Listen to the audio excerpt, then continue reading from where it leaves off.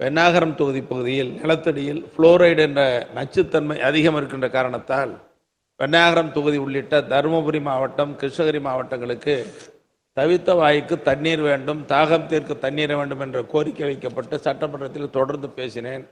அதை ஏற்றுக்கொண்ட அன்றைய முன்னாள் முதலமைச்சர் முத்தமிழறிஞர் கலைஞர் அவர்கள் தொடங்கி வைத்தார்.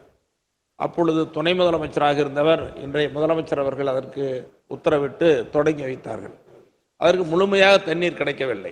அதன் பிறகு அடுத்து வந்த ஆட்சியில், புரட்சி தலைவர் அவர்கள் ஆட்சியில் மேலும் நிதி ஒதுக்கீடு செய்யப்பட்டு அந்த திட்டம் முழுமையாக நிறைவேற்றப்பட்டது. ஆனால் எல்லா கிராம பகுதிகளுக்கும் 2 மாவட்டங்களுக்கு தண்ணீர் செல்லாத காரணத்தால் இது நச்சுத்தன்மை இருக்கிறது, நீண்ட காலமாக நிலுவையில் இருக்கிற திட்டம் நிறைவேற்ற வேண்டும் என்று இந்த அவையில் பேசிய பிறகு மாண்பு முதலமைச்சர் அவர்கள் அமைச்சர் நேரு அவர்களை அழைத்து அனுப்பி வைத்து பார்த்தார்கள்.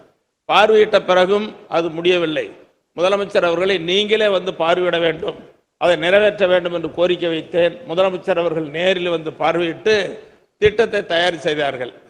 ஜப்பான் நாட்டுக்கு அனுப்பி வைத்து ஜப்பான் குழு வந்து பார்வையிட்டு இப்பொழுது நிதி ஒதுக்கீடு செய்யப்பட்டு திட்டம் தொடங்குவதாக அரசாணை வெளியிடப்பட்டிருக்கிறது. இது தருமபுரி, கிருஷ்ணகிரி 2 மாவட்ட மக்கள் மத்தியில் மிகப்பெரிய வரவேற்பை பெற்றிருக்கிறது. இந்த அரசாணை பார்த்தவுடன் மக்கள் மகிழ்ச்சி அடைந்திருக்கிறார்கள்.